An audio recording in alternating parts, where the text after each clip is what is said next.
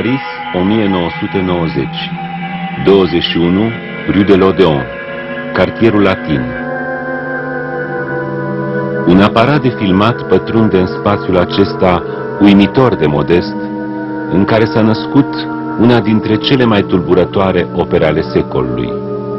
Autorul ei, un Nietzsche contemporan trecut pe la școala moraliștilor francezi, a fost pe rând considerat scepticul de serviciu al unei lumi în declin, nihilistul veacului, the king of pessimists, procurorul specii umane în procesul interminabil care s-a deschis între om, Dumnezeu și lume. El însuși, la 20 de ani, se recomanda drept specialist în problema morții, iar spre sfârșitul vieții, ca un străin pentru poliție, metecul prin excelență, pentru Dumnezeu și pentru sine însuși. A cerut să îi se finanțeze insomniile, obligându-se în schimb să ne destrame orice iluzie și să păstreze pentru noi nealterată memoria neantului. Să nu ne lăsăm înșelați. Istoria otrăvită a sfârșitului nostru de mileniu s-a petrecut în afara acestei mansarde. Dar abia aici, în paginile scrise între acești pereți umili, ea a căpătat prestanța parfumului și a devenit conștiința nefericirii noastre.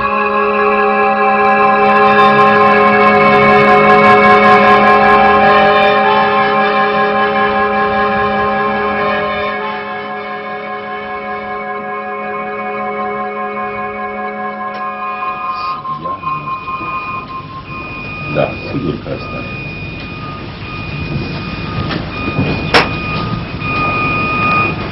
Singura latură a sufletului este razna.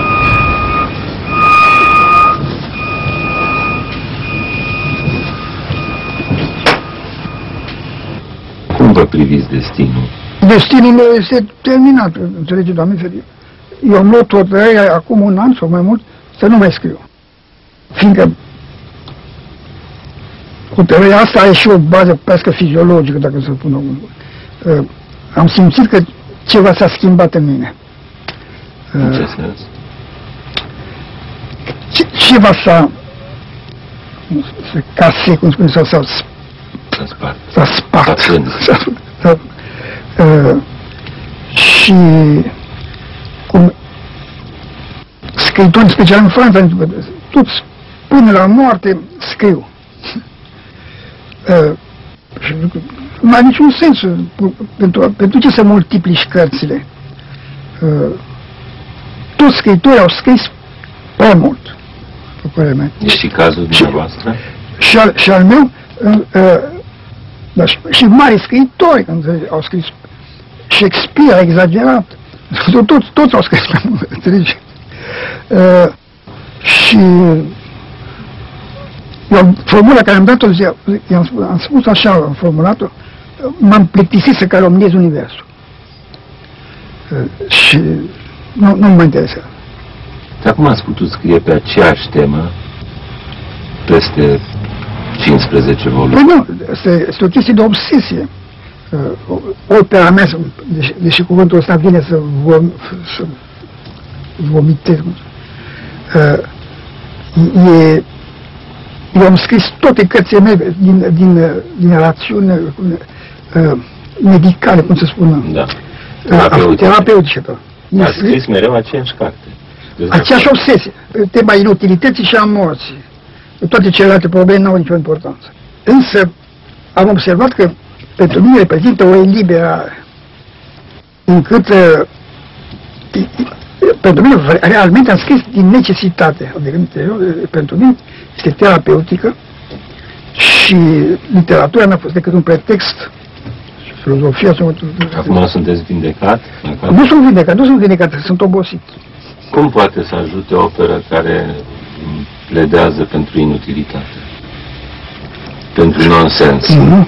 Te ajută că formulează chestii care ceilalți le simt. Adică le dau, au conștiința, realmente, adică s-au regăsit. A fixa disperarea nu este o formă de a o face să funcționeze mai coerent? Tot ce e formulat devine mai tolerabil. Înțelegi? Expresia, asta e medicamentul. Ce sens are, în definitivă, să te duci să spui unui preot că ai făcut chestia cu tare? Este eliberare. Adică tot ce este formulat este ca intensitate degradată. Dar asta este terapeutica, sensul terapeutic. Eu, realmente, stările depresive care am petrecut în viață puteau să mă duc la nebunie sau la ratare complet. Faptul că le-am formulat au avut vreme, trebuie să spun, o eficacitate remarcabilă. Eu, dacă nu scriam, sunt convins că s-a turnemat, cum spune, sfârșeau prost toată chestiunea. Încât am scris câte cărți am scris? 8 sau... Am scris 5 în românește și 8 sau 9 în franceză. No. Și pentru mine, adică s-a sufi cum spun francezii, știi, zic că... Adică am încetat să scriu, fiindcă ceva s-a schimbat în mine, adică este o diminuare. Adică în formă de ca intensitate, ceea ce e important este intensitatea unei emoții, unui sentiment, și când am început să observ la mine un fel de oboseală sau nu știu ce, dezgust de expresie, să mă înțelegi. Nu mai cred în cuvinte, nu mai niciun rest. Și după acel spectacol literatură la Paris, toată lumea scrie dimineața până seara și nimeni nu se oprește. Am negat, cum am făcut toată viața mea, am negat. Am ajuns la un fel de oboseală și de chestia asta. Nu mă interesează. Adică, la aspectul meu de luptător, deci, servându-mă de negație ca un fel de liberare, nu mă interesează. Înțelegi? Nu am nevoie într-un. Este un fenomen realmente de oboseală. Oboseala asta aduce cu ea o împăcare cu lucrurile? Nu, o diminuare. Am avut în toată viața mea o pretenție extraordinară de a fi omul cel mai lucid care l-am cunoscut. O formă de megalomanie. E adevărat că toată viața mea am sentimentul că toți oamenii trăiesc în iluzie, cu excepția mea. și realmente am avut convingerea asta profundă. Toți n-au perceput nimic, n-am avut. Însă nu e o formă de dispreț. Însă sentimentul care am avut că toată lumea se înșală, toată lumea e naivă, toată lumea nu știu ce, înțelegi? Și eu mă acordam, cum se spune, șansa, sau mare șansa, cum vreți, de a nu mă înșela, de a, cum spun eu, de a nu participa la nimic și jucând numai un fel de comedie pentru alții, însă fără a participa la această comedie.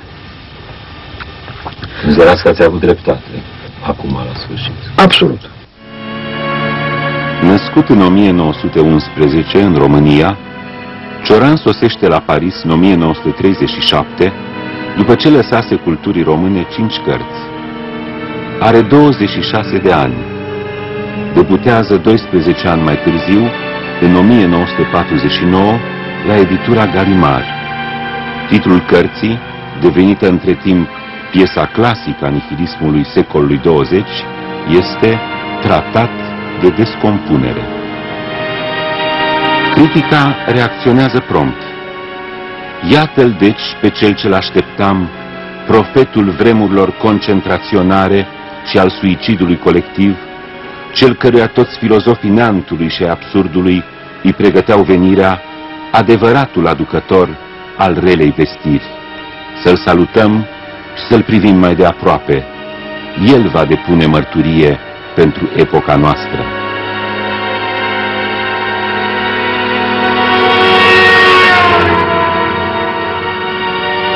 Cărțile care, începând din 1949, îi apar la Galimard din 4 în 4 ani, fiind apoi traduse în Germania, Anglia, Spania, Italia, Statele Unite și Japonia, câtă vreme nu ajung să fie difuzate în colecții de buzunar, au tiraje restrânse, care nu depășesc 2-3 mii de exemplare.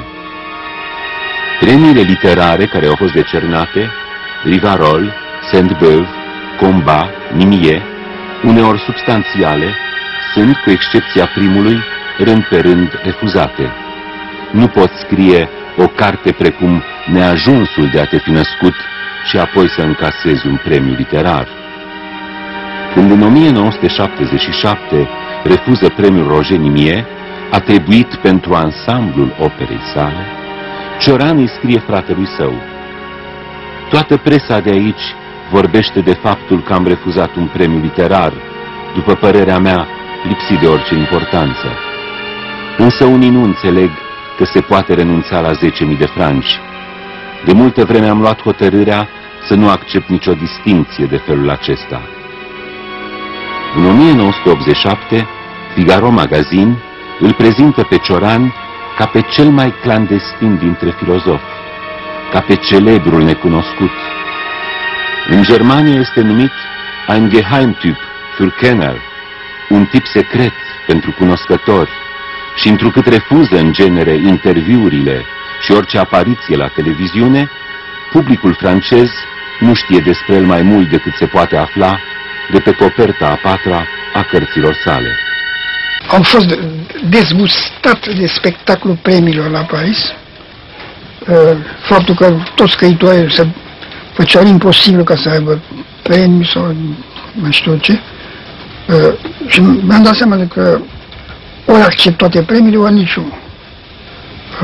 Că am acceptat la început un premiu de nimic, o sumă ridicolă. Premiul Rivarol. Bine, asta nu putem să refuz. Era premiul pentru... Că era prima carte și după aceea erau cei mai mari scriitori cum se spune, în comitetul de lectură. Toți bătrâni, mai știu ce, eram complet necunoscut.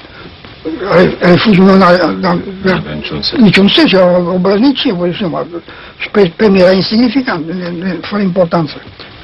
Însă, după aia, când am cunoscut mai bine viața literară în Franța, am spus eu și un lucru profund neplăcut și compromițător pentru mine personal. Renunț la toate premiile care mi se dă și trebuie să mă întâlnesc că mi s-au oferit premii colosal de importante financiarmente. Spuneți-mi, asta nu e o formă de publicitate inversă? Nu, fiindcă... Refuzul nu produce rumoare, eu am luat hotărârea de mult, în momentul în care eram necunoscut. Eu nu puteam să... era imposibil și chiar, înțelegi, e imposibil să acum primesc sau schimb. Era hotărârea veche, eu nu accept premii. Din același motiv n-ați acceptat nici interviuri, nici apariții la televiziune? Da. Sunteți considerat cel mai retractil autor de pe scena pariziană. Păi nu, dar ascultă, când treci la Paris și vezi spectacolul vieții literare, trebuie să iei o hotărâre, știi, ori faci totul cu ceva celălalt, ori nimic, înțelegi? Dar nu trebuie să vă asumați și latura exterioară a operei dumneavoastră, orice operă e legată de public, orice public înseamnă publicitate. Fiecare scriitor are destinul lui. Eu nu vreau direct să mă amestec în chestia asta. Este o hotărâre împotriva vieții literare din Franța.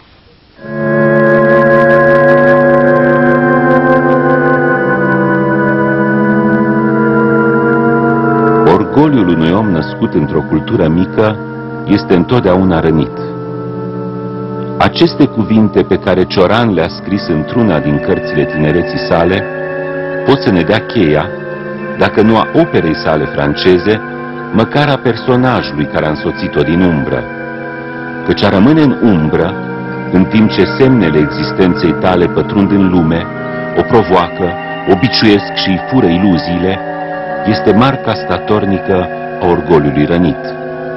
Lumea termină prin a-și da seama că existi, dar tocmai în clipa în care, în pornirea de masochism care îl definește, publicul vrea să-l vadă și să-l aclame pe cel care i-a furnizat voluptatea torturilor stilizate, autorul lor se retrage mai adânc în spatele cărților sale, a acestor comploturi pregătite cu minuție și face din tăcerea sa, din modestia aceasta jucată, simultan pedeapsă, dispreț și răzbunare.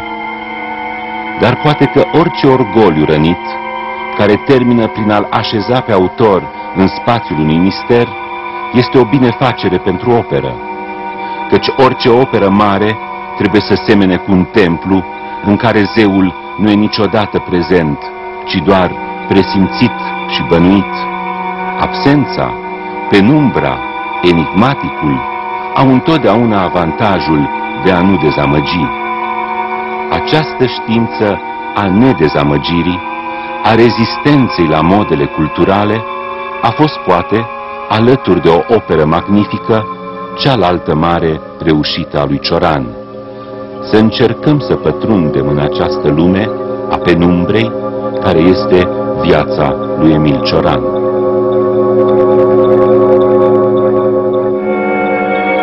Ascuns într-una dintre mansardele pământului, Cioran se cere căutat și descoperit. Dar pentru cititorul occidental, curiozitatea și indiscreția nu au trecut niciodată dincolo de limitele cartierului latin. Cioran este într-o asemenea măsură un autor francez, încât gândul că ar fi trăit o altă viață în alt colț al Europei și că ar fi scris în altă limbă 5 volume, este pentru cei mai mulți de-a dreptul neverosimil. Viața lui Cioran se ascunde în felul acesta încă o dată, învăluind în mister tocmai vârstele în care obsesiile sale au prins corp și au articulat întreaga operă din adânc, copilăria și tinerețea. Copilăria mea a fost paradisul. Realmente. S-a născut într-un sat românesc de oieri și pădurari, rășinari, așezat în Transilvania, pământul de dincolo de păduri, care pentru un occidental nu e altceva decât legendara țară a lui Dracula. Acest blestemat, acest splendid rășinar, cum îl numește Cioran, a cărui imagine l-a urmărit fără încetare, ca loc ce eliberează și cheamă apoi către sine, pentru a strânge la oaltă întreaga viață, este una dintre cele mai vechi așezări românești din Ardeal. Un document din 1488, apoi mărturii de proveniență săsească, împing originea satului până la regele hunilor, Atila, și în orice caz, mult înainte de sosirea sașilor în Ardeal și de întemeierea, în a doua jumătate a secolului al XIII-lea, a cetății lui Hermannstadt, Sibiul. Până către sfârșitul secolului al XIV-lea, satul acesta de graniță, așezat la 10 km de Sibiu, trece în mai multe rânduri de sub ascultarea regilor unguri în aceea voievozilor români, pentru a rămâne apoi, vreme de secole, sub stăpânire ungurească, până când, în 1918, după pacea de la Trianon, Transilvania se desprinde din Imperiul Austro-Ungar și se alătură Moldovei și Muntenii pentru a da naștere, la oaltă, regatului României Mari. Timpul petrecut în rășinari până la vârsta de 10 ani, când va pleca la Sibiu pentru a urma liceul, s-a înscris în mintea lui Cioran ca imagine a paradisului terestru, restul vieții fiind înregistrat ca abatere constantă de la un moment al desăvârșirii. N-a mai existat nici măcar o singură clipă în care să nu fi fost conștient că mă aflu în afara paradisului.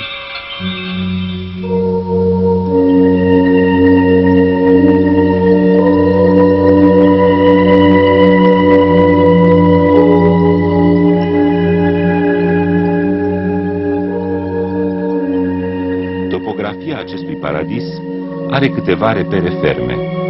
Mai întâi, ulița copilăriei, care începea pe mâna dreaptă, chiar cu casa cioranilor, latura cu ferestrele celor 3 camere, răspunzând spre strada mare și spre râul caselor.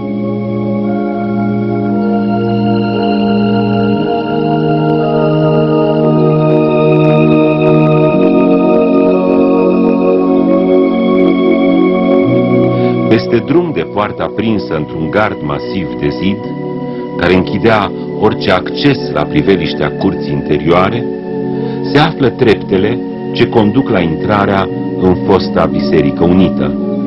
Din clopotnița aflată în turnul bisericii, care deschide și străjuiește partea stângă a uliței, privirea cade în curtea casei, iar în zare, dincolo de marginea satului, se oprește în terenul povârnit, acoperit de pășuni și pe alocuri împădurit, spațiu de joacă mereu râvnit, evocat fără încetare de-a lungul vieții, faimoasa Coasta Boacii. Peisajul este capitală. Când am stat cum eu în munte, cum să spun așa, de restul pare o mediocritate fără pereche, mai știu ce, este poezia primitivă, cum să spun eu. Însă trebuie să mă mărturisesc că pentru mine Coasta Boacii era o chestie absolut capitală, că mergeam acolo și dominam satul. Frate meu, după mulți ani de Paris, evoca cu nesfârșită admirație a qua bona vor chite Coasta Boacii. La ce bun am părăsit Coasta Boacii. La ce bun am părăsit paradisul.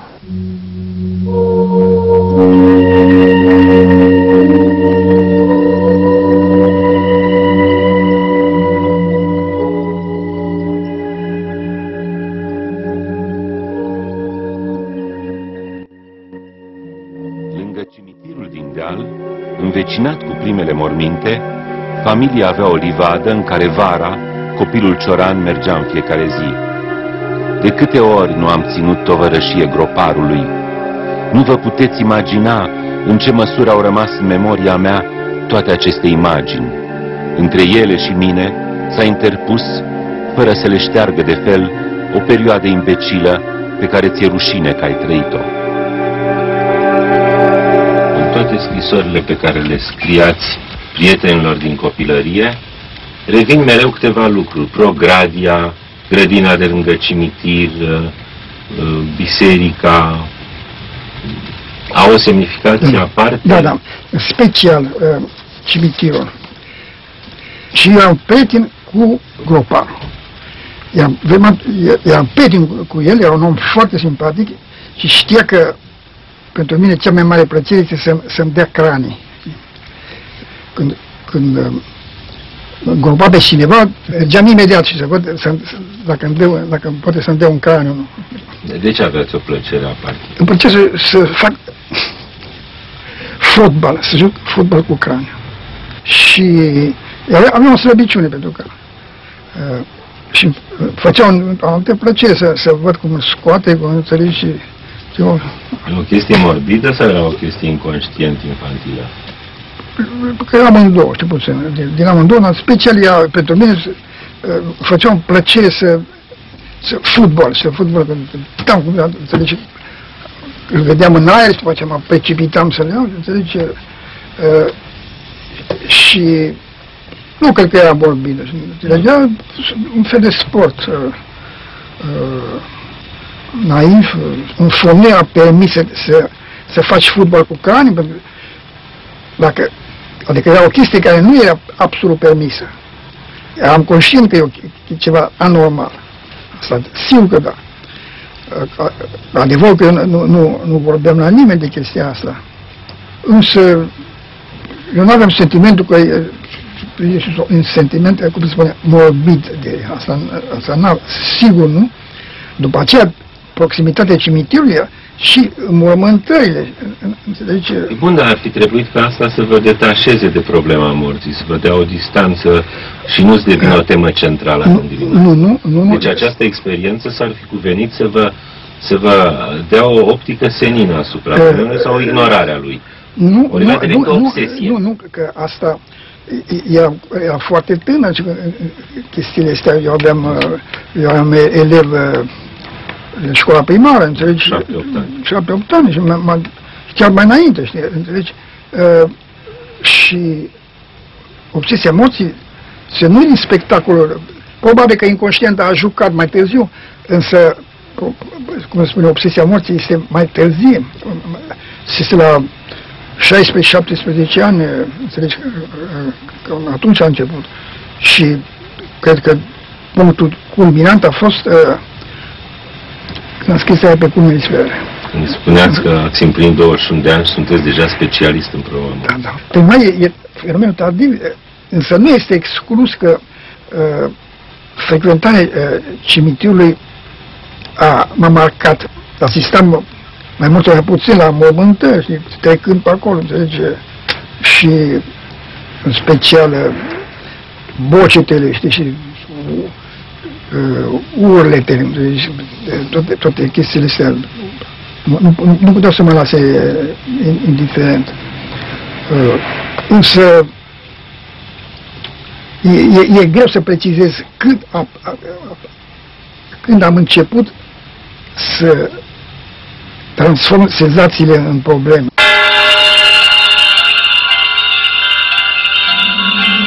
În 1921 are loc Izgonirea din Paradis.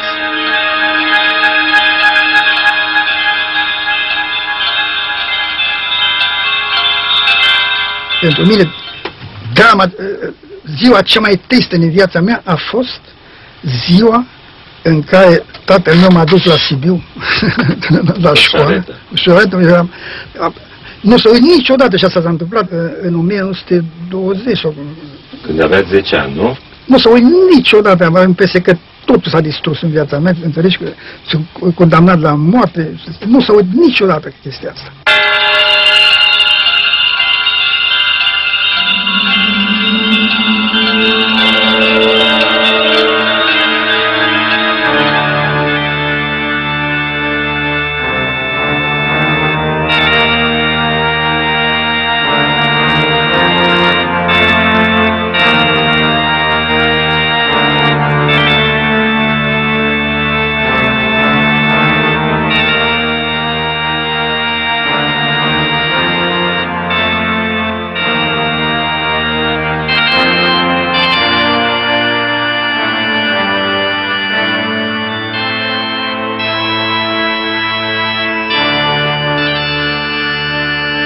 Copilul este instalat în gaz de la Sibiu și înscris la liceul Gheorghe Lazar. În 1924, preotul Emilian Cioran, numit protopop al Sibiului, se mută cu întreaga familie la Sibiu, pe strada Tribunei, la numărul 28.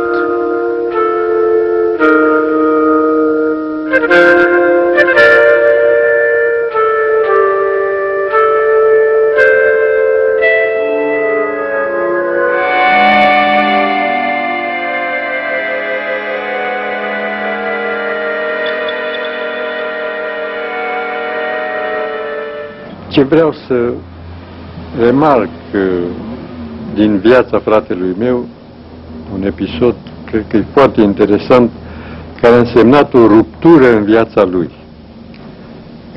În spatele meu, unde se vede această intrare, până în clasa 4-a de liceu, exersa în fiecare zi 2-3 ore la vioară. Ca într-o bună zi, se renunțe total și în viața lui n-a mai pus mâna pe vioară. Din clipa asta, de aceea spun că s-a produs o ruptură,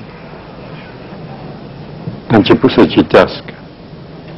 Și a citit toată viața, biblioteci, a devorat biblioteci întregi.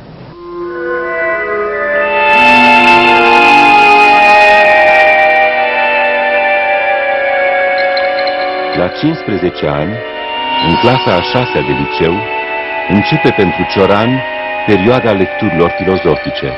Soloviov, Lichtenberg, Dostoevski, Schopenhauer, Nietzsche. Cu vremea, lecturile vor deveni o formă de existență. De-a lungul anilor, pentru a scăpa de răspunderile obișnuite, am citit de toate, ore și ore în fiecare zi. Nu m-am ales cu nimic deosebit, în afară de faptul că am reușit să-mi dau iluzia unei activități. Puțini au devorat atâtea cărți așa cum am făcut-o eu. În primii ani ai tinereții nu mă seduceau decât bibliotecile și bordelurile. Și mi-aduc aminte că citeam pe Kierkegaard și tot timpul eram... Și era un grădinar care e considerat ca un tip dezechilibrat, nu știu ce, și într-o zi spune: Doamne, de ce citești tot timpul, Doamne? Păi zic, îmi place că trebuie să nu acolo veți găsi un răspuns la ceva. Nu prin cărți, nu prin cărți. Și m-am uitat la el, domnule, ăsta e un tip care gândește, care își dă seama. Înțelegi? Ce nu trebuie căutat în cărți. Bun, și atunci de ce, dacă ați sezat asta de la început, ați fost unul din cei mai teribili cititori ai secolului? Eu am citit enorm. Am citit ca un fel de dezertare. Eu am citit enorm, este adevărat. Este o fugă, înțelegi? Cărți în cărți și o sete de nu știu de ce, dar este totuși asta, știi? Să intru în filozofia altuia, în viziunea altuia, mai știu ce, este un fel de a scăpa de sine, înțelegi? Și probabil sunt alte cauze, nu știu cum. Nu știu, de ce n-ați găsit, cum de n-ați căzut în alte variante ale uitării de sine? Cum de n-ați riscat deveniți alcoolic? Sau... Păi... nu, eu mă bătam foarte des. Da, foarte des, pe vremea aia, înțelegi? Eu credeam că o să devin bețiv, credeam, înțelegi, am aproape convins și îmi plăcea să, realmente, starea de inconștiență, știi, și orgoliu dement al bețivului. Și eu admiram enorm în rășinar bețivii clasici, care erau în fiecare zi beți. Și era... Și vedeam trecând, eu aveam cea mai mare admirație pentru el, și cânta și zic, ăsta e singur, toată lumea a plecat la câmp, mai știu ce, și el venea cu violonistul și avem admirație enormă pentru el, că ăsta e singurul tip interesant din tot satul. Toată lumea face ceva și el singur se distrează. Datorat, după 2 ani de zile, nu mai avea niciun helă, nimic, și a avut noroc, a murit. Singurul tip care a priceput, care și-a dat seama. Da, spuneți-mi ceva, când faceți elogiu acestor oameni, acestor scene ale căderii și decăderilor noastre, vi se reproșează că e în asta un teribilism, că e o formă de patele bourgeois. Bine, asta... Un mic teribilism adolescentin. Nu. Tânăr furios, că sunteți un fel de predecesor al tinerilor furioși din anii 50. Bine, asta e, cum se spune, o explicație e cea mai ușoară, știi, de găsit. Asta corespunde la ceva din mine, știi, adică, într-un anumit fel, eu am fost foarte nefericit că am avut părinți normali, cum se spune eu, părinți cum se cade, cum se spune, și nefericiți, în fond. Și mi-aduc aminte, în epoca aia de insomnie, și într-o zi, era mama singură acasă, și am avut așa o criză și m-am aruncat de pat și zic, nu mai pot, nu mai pot. Și mama mea și-a răspuns că femeia de preot, dacă aș fi știut, m-aș fi avortat. Și asta mi-a făcut o plăcere nemaipomenită. Că zic că sunt un simplu accident, ce să mai fac pe... De ce vă chinuia, propriu-zis? Păi, faptul ăsta că e o tensiune nervoasă colosală. La 17 ani, Cioran este un adolescent teribil. Eram asemenea unui demon, chinuit de crize de insomnie și obsedat de problema morții. Mă gândeam la moarte în fiecare clipă. Era o reprezentare obsesională care mă urmărea chiar și în timp ce mâncam. Eu, înainte de a cunoaște insomnia, eram un om aproape normal. Asta a fost o revelație pentru mine, când mi-am pierdut somnul și mi-am dat seama că somnul este un lucru extraordinar și că viața e suportabilă numai din cauza somnului. Prin urmare, dimineața încep o nouă aventură sau aceeași aventură, dar cu întrerupere. Insomnia este o revelație extraordinară, fiindcă suprimă inconștiența, adică petreci 24 de ore pe zile fiind lucid, ceea ce omul e prea slab ca să suporte. Este un fel de act de eroism. Fiecare zi este o luptă pe care o pierzi de la început, fiindcă cum să spun, viața nu e posibilă decât prin uitare. Fiecare seară să uiți și asta face că iluzia e posibilă. Dimineața încep realmente o nouă viață, însă insomnia te obligă să faci experiența conștiinței, lucidității, fără întrerupere. Că ești în conflict cu toată lumea care doarme. Și nu poți să te mai consideri ca un om, fiindcă ceilalți trăiesc în inconștiență. Și prima reacțiune, care este un sort de orgoliu dement, orgoliu catastrofe, este singurul lucru care îți dă curaj. Adică spui, eu n-am destinul celorlalți. Și sentimentul extraordinar de flatare, că nu mai faci parte din umanitate. Ești flatat și pedepsit în același timp. Și asta face, după părerea mea, experiența insomniei, ca o experiență capitală, cu condiția să dureze multă vreme. Eu când m-am lansat în filozofie, să spun așa, conștiința pe Bewusstsein, a fost problema care m-a intrigat cel mai mult pe plan filozofic. Și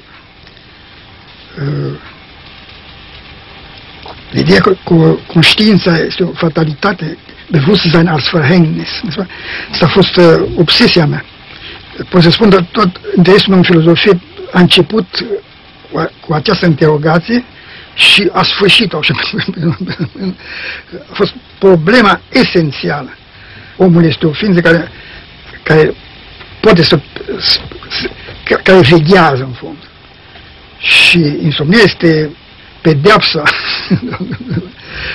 acestui instinct filozofic. Și pedeapsa stării de veche. Da. Încât, pentru mine, cine n-a cunoscut drama conștiinței este un naiv. Și chiar dacă e genial. Adică viața fără uitare. Asta la mine este aspectul morbid într-un anumit sens. Conștiința este poate o aventură extraordinară și mai știu ce, însă excesul de conștiință este fatal. Înțelegi? Și asta are relațiune foarte complicate. Când sufream de insomnie, disprețuia de o față absolut toată lumea, pentru toți niște animale, mai știu ce. Și permiteau să n-aibă conștiință. Da. Era și invidia și disprețul. Veghea conștiința interpretă, este omul la limită, dus la limită.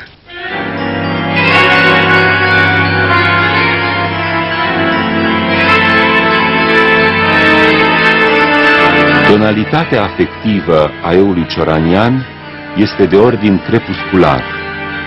În cetatea transilvană, Sibiul, el se întâlnește cu oboselile amurgului, are revelația apusului și îngenunchează la poalele unei agonii de aur.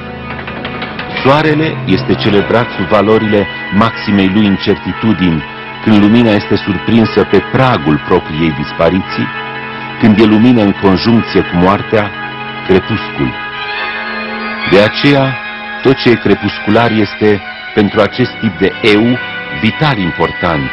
Este negativul surprins în pozitivitatea sa, verva epuizării, oboseală cu fast.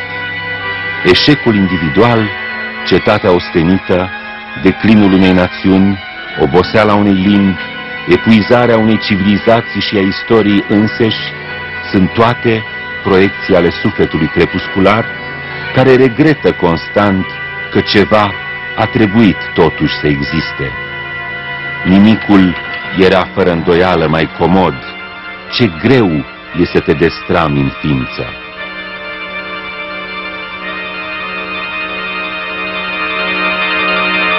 La 17 ani, suntem în 1928, Cioran se înscrie la Facultatea de Litere și Filozofie din București. Anii de facultate sunt dedicați cu precădere lecturilor de filozofie germană. Simmel, Worringer, Wölfflin, Kant, Fichte, Hegel, neocantienii, Husserl, dar deopotrivă Bergson și Șestov. Opțiunea lui Cioran la capătul acestor lecturi este limpede. Împotriva tuturor formalismelor, a subtilităților și distincțiilor culturale neangajate existențial, nu are valoare decât scrisul izvorât din tensiunile vieții, din obsesiile organice, din intuițiile singurătății și ale nopții. Filozofia, în străfundurile profunzimii ei, nu era oare vidă? Făcută de oameni fără temperament și fără istorie, ea ignora mizeriile eului. Prestigiul și aroganța ei nu meritau oare abandonate de dragul experienței, a lucrurilor trăite și a nebuniei cotidiene? În generația tinerilor intelectuali români din anii 30, Cioran nu era singurul care avea să constate că sistemul filozofic și viața erau până la urmă ireconciliabile. În rafinata capitala Balcanilor, care era Bucureștiul antebelic, ideile evadau dintre zidurile universității, ajungeau în saloane și în cafenele, unde prindeau viață și deveneau personaje. Aici puteai asista la rătăcirile și la întâmplările lor, la gloria lor, la căderile și la moartea lor. Pentru Paul Morand, care a cunoscut bine Bucureștiul acelei vremi, legendara capșa de pe calea Victoriei reunea virtuțile cafenelei Florian din Veneția, a cofetăriei Rumpelmayer din Paris și a hotelului Zacher din Viena. Eu m-am ocupat de un mod de a reface biografia lui Cioran și am avut câteva puncte albe în această biografie. Știu foarte puțin despre cum s-a înfiripat relația dumneavoastră cu dânsul. La cafene. Dumneavoastră erați mai, sunteți mai vârstnic decât dânsul. Mai vârstnic și la data aceea practicam un marxism imbecil fără discuție. El era să mișca pe spirala istoriei universale lucid și mă combătea, că era deștept de plesneată. La Capșa, locul de prestigiu al cozeriei infinite, unde fiecare vorbitor putea deveni vremelnic șeful statului sau al universului, Cioran îi întâlnea pe acei tineri teribili, dintre care câțiva, Ionesco, Eliade, Benjamin Fondan, Victor Brauner, aveau să marcheze mai târziu, în direcții diferite, cultura Europei. Scurtă vreme după terminarea facultății, Cioran ajunge în Germania ca bursier al Fundației Humboldt. Suntem la Berlin, către sfârșitul anului 1933. Cioran trăiește, în pas cu o parte a intelectualității europene, credința că democrația este un sistem politic definitiv compromis. Hitlerismul, a cărui expansiune o urmărește pe viu la Berlin sau la München, îi apare ca un nou stil de viață, în care cultul iraționalului și exaltarea vitalității sunt elementele hotărâtoare. Și cine știe dacă vitalitatea acestui popor nu ne va costa mult, notează el premonitiv în decembrie 1933. Ceea ce mi-a părut tulburător și angajant în hitlerism este un caracter de fatalitate, de inexorabil colectiv, ca și cum toți oamenii ar fi instrumentele unei deveniri demonice, fanatizați până la imbecilitate într-un clar obscur al prezentului. În hitlerism cazi, și așa cazi în orice curent de mase cu tendințe dictatoriale. Devine spectatorul transformării unui popor întreg într-o pădure fanatică. În Germania, notează mai târziu, pentru a nu fi intoxicat sau contagiat de hitlerism, am început să studiez budismul. Spectacolul manifestațiilor, al parăzilor militare, îi provoacă meditații teribile despre precaritatea instinctului libertății la om. De când e lumea, oamenii au aspirat spre libertate și s-au bucurat de câte ori au pierdut-o. Muritorii n-au iubit cu pasiune decât pe acei ce le-au pus cătușe. Și pe cine au transformat ei în mit? Pe călăii libertăților. Îl vede pe Hitler aclamat de mulțime. Asistă la nașterea furiei ciudate de supunere, a necesității orbirii, a voluptății îngenuncherii. Mi se părea atunci că toți muritorii aceia ridicau mâna spre el, cerând un jug în care ar putea încăpea toți și suspinând după o pedeapsă ce nu trebuie să întârzie. Un dictator are un suflet de călău mesianic, pătat de sânge și de cer.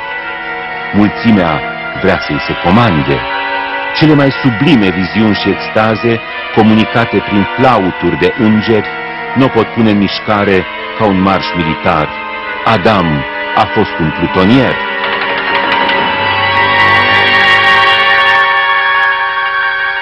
Și totuși, când în 1935 revine în țară, Cioran este contagiat de viziunea potrivit căreia istoria se face cu popoare trezite din amorțeală și cu vizionari capabili să introducă absolutul în respirația lor zilnică.